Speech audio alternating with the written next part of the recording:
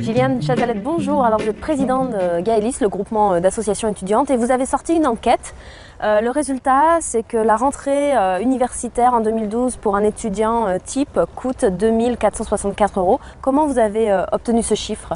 Alors ce chiffre, il est obtenu à partir d'un sondage diffusé largement aux étudiants et qui déclare ce qu'ils dépensent à la rentrée.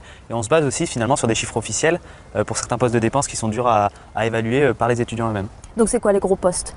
Les gros postes, c'est principalement le logement, avec notamment pour l'étudiant qui va arriver dans la vie universitaire, une caution, des choses comme ça, et puis le loyer. Et puis aussi on a un gros poste au niveau de la santé et des frais liés à l'inscription en elle-même. Alors quelles sont les conséquences pour les conditions de vie des étudiants? Alors, les conséquences, c'est des conditions de vie qui se dégradent, avec de moins en moins d'étudiants qu'on va dire des classes moyennes qui peuvent accéder à l'enseignement supérieur. Et puis ceux qui y arrivent quand même à accéder à l'enseignement supérieur, finalement c'est un salariat qui se met en place pour pouvoir subvenir à leurs besoins.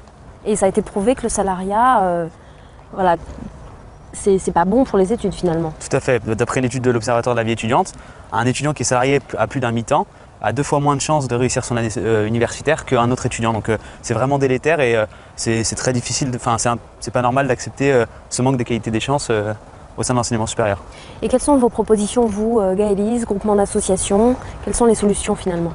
Alors on en a plusieurs. On a la solution concrète à Lyon avec l'épicerie solidaire à Goiret.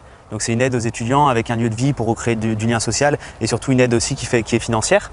Avec des économies qui sont faites, mais on a aussi une proposition de refonte globale des aides sociales avec des aides plus simples, des aides étendues à plus d'étudiants, évitant les paliers qui sont aujourd'hui un gros phénomène d'inégalité entre les étudiants, et puis surtout une centralisation au sein du Crous pour des démarches plus simples finalement. Selon vous, les aides étudiantes ne sont pas distribuées de la bonne façon en fait?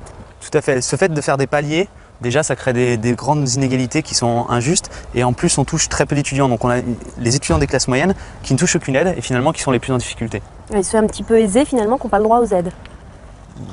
Ils ne sont pas aisés parce que quand on est juste en dessous des aides du Crous, on est loin d'être aisés et pourtant ils n'ont pas d'aide. C'est vraiment cette classe-là qui n'est pas aidée et qui devrait l'être.